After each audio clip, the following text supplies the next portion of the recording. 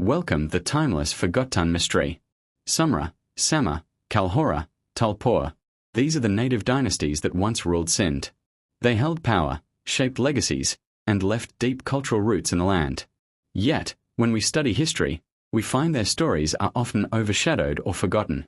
Foreign powers like the Arabs, the Ghaznavids, or the Mughals are widely known for their rule over Sindh. But these local dynasties, born of Sindh's own soil, remain unfamiliar to many. This story belongs to Sindh's lost kingdoms, to those dynasties whose kings, lords, and warriors were children of this very land.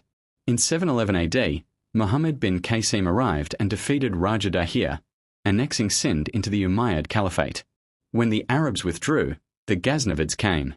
But after their decline, control slipped into the hands of local rulers.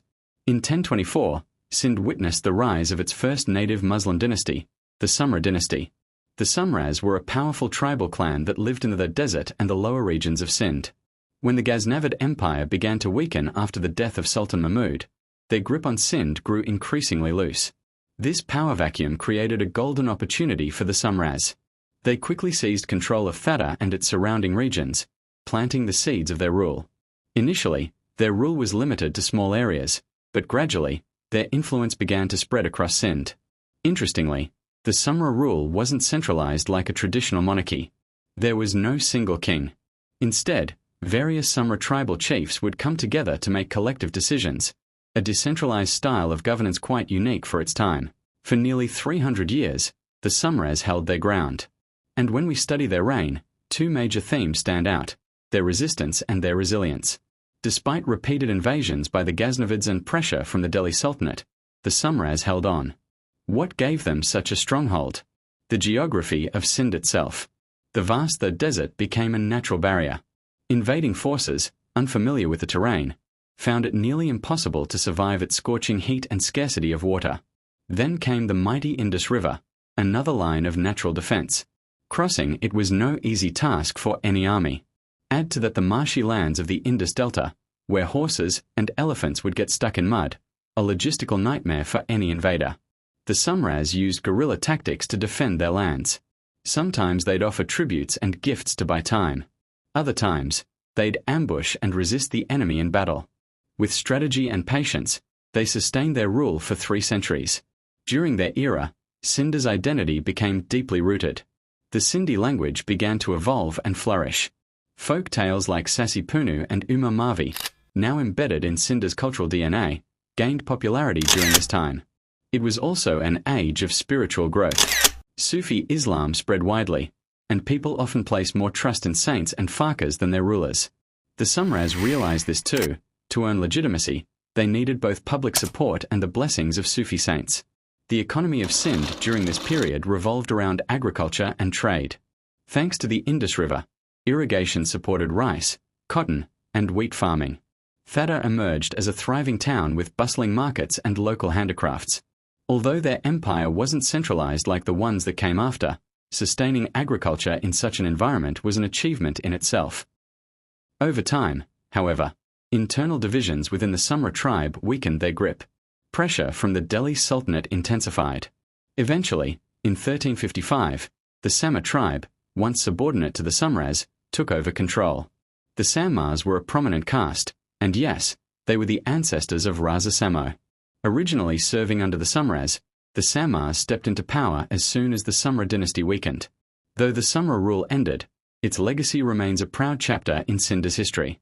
Their resistance against empires like the Ghaznavids and Delhi Sultanate, their contribution to Sindhi culture, folklore, and Sufi traditions, all of it lives on. With the rise of the Sammas, Sindh entered a golden age. Thatta, situated by the Indus River and the Arabian Sea, was chosen to become a major international port city. And they succeeded. Thatta transformed into a world-class city. Under Samma rule, it became South Asia's top trading hub, exporting cotton, indigo, wheat, and local crafts while importing goods from Arabia, Persia, and even Europe. Portuguese traders frequented its ports.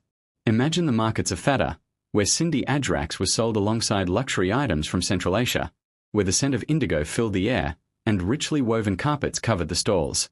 This city was not just culturally vibrant, it was economically flourishing. The most famous Samma ruler was Jam Nizamuddin II, also known as Jam Nindo. His reign was like a monsoon for Sindh, bringing prosperity, growth, and culture. He regulated trade, ensured security, and brought peace to the people. He patronized poetry, music, Sufism, and art.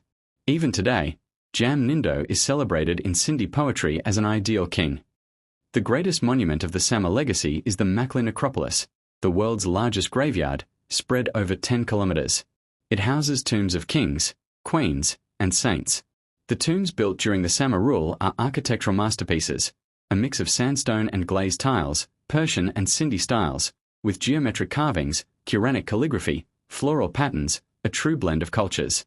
Makli isn't just the burial ground of royalty, it is also the resting place of numerous Sufi saints. It stands as a symbolic memory of Sindh's golden era and is now a UNESCO World Heritage Site visited by people from around the world.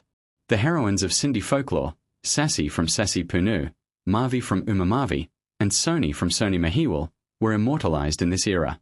These weren't just love stories. They represented resistance, sacrifice, and unwavering devotion. Sufi poets like Shah Abdul Karim of Bulri and later Shah Abdul Latif Bhai gave these tales a sacred place in their poetry. Under the Sammas, Sufism flourished.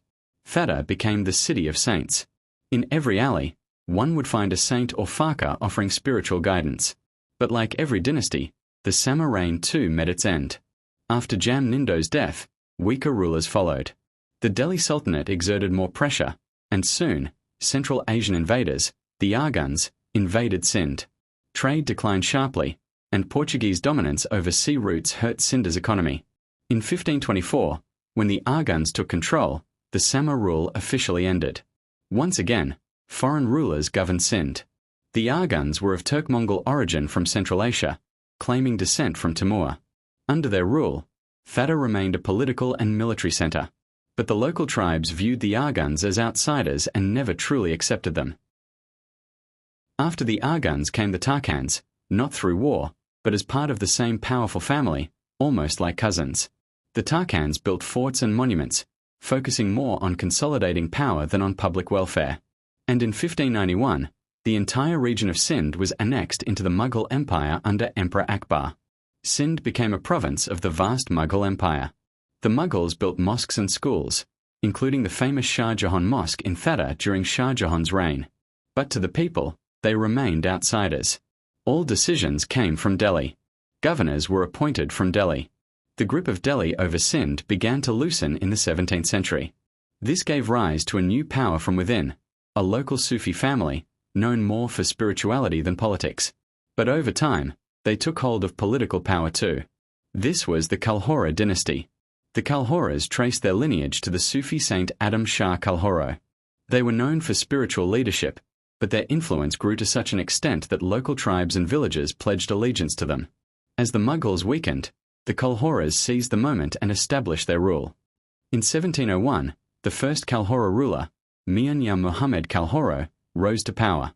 Technically, he was appointed governor by the Mughal Emperor Aurangzeb Alamji. But in reality, the Mughals had no real control over Sindh. The Kalhora's greatest contribution was strengthening the irrigation system. They built more canals from the Indus River, expanding farming and turning more land fertile. Villages grew, and agriculture flourished. Essentially, they stabilized Sindh's economy. Given their Sufi roots, they also restored and maintained the shrines of saints. Communities began settling around these shrines, making them spiritual centers. Architecturally, their impact was strong. They built the Pakka Qila in Hyderabad and maintained and expanded the Shah Jahan Mosque in Fada.